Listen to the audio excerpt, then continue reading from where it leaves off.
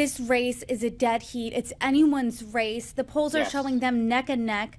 And I was talking to a pollster yesterday who made a really interesting point. He said that Trump has the advantage and Harris has the momentum 3 weeks out from Election Day. A, do you agree with that? And B, what position would you rather be in, the one with momentum or the one with the advantage 3 weeks out? So my basic view is this is an election on the numbers that a Republican should win. You have an unpopular sitting incumbent Democratic president. You have large majority, 65, 70% of people saying the country's off on the wrong track.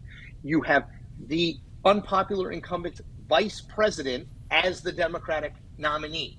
You have people concerned about the economy, concerned about immigration, and trusting the Republicans more than the Democrats to effectively handle those issues. You add all that stuff up, Brittany, and that should be a Republican win.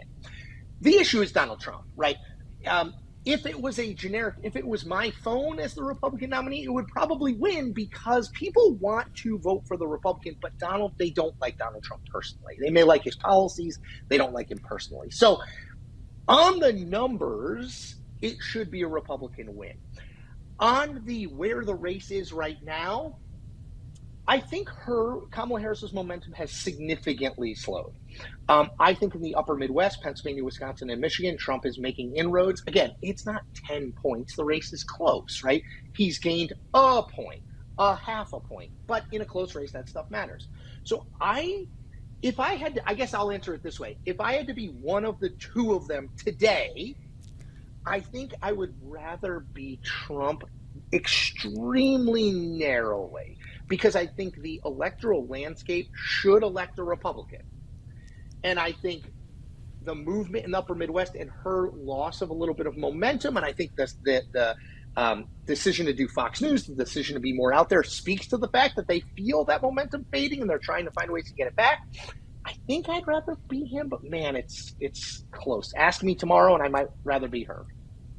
I would love to ask you every day leading up to the election, but when you think about this race, it's really flipped on its head about 18 times from the summer till now. In the summer, if we remember, Donald Trump survived the assassination attempt. President Biden had that really disastrous debate performance. There was a huge vibe shift within the Republicans. Everyone was riding high. If you were in the GOP, you thought it was Donald Trump's race to lose. Then flash forward a month when Biden dropped out of the race, the momentum was all on Harris's side. Within the next 3 weeks, now obviously we see it's razor thin. How do you, if you're each candidate, what are you doing to regain that momentum from the summer? So I think it's hard. I think it's settled into kind of what we thought it was going to be, which is an extremely close race. Like anyone who was predicting a Kamala Harris blowout a month ago was not familiar with the way our elections work in this day and age. We are incredibly polarized, incredibly evenly split. It's going to be a close election. To me, I don't know about momentum as much as I know about figuring out what's the message. Again, keep this in mind. If the undecided vote is Republicans, like people who are Republicans but are not fans of Trump, how do you reach that group? So Trump should talk about policy, economy, immigration, inflation, because on those issues, they're with him.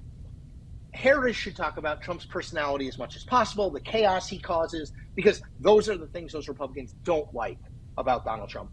And I don't know who wins out there. You know, typically out of the 7 swing states, we have 2 or 3 that are really close, like 20,000 votes or less. We had that in 2020. You know, I could see 5 or 6 of them being within 50,000 votes, you know, and what's really hard, Brittany, is like if you spend your time like me doing this all the time, man, it's hard to know what changes 8,000 people's vote in Pennsylvania. Do you know what I mean? Like it could be getting an email from someone that they like who is for Kamala Harris, seeing a Trump billboard on the way to the ballot box. Like it's often not these like big picture things. It's often little narrow things that make people's mind up. And that's what's so hard when you get to the end here where the undecided is really small and the margin, the winning or losing margin is going to be really small. It's so hard to be like, this is the thing that's going to change stuff. Trump has been running on what was your life better 4 years ago. Harris is, pointing him to be a chaos agent, someone who is a threat to democracy. Do you think that's a winnable message when people care so much about the economy? I think she has to fight to a draw on the economy, effectively say, look, unemployment rate is the lowest it's been in a while. Jobs were up 254,000 in September, above expectations. Other broad economic indicators are doing well, but I know inflation is it's lower than it was, but it's still too high, and I'm working on that. She has to find a way to fight to a draw on that issue, and then she has to make abortion more prominent than immigration.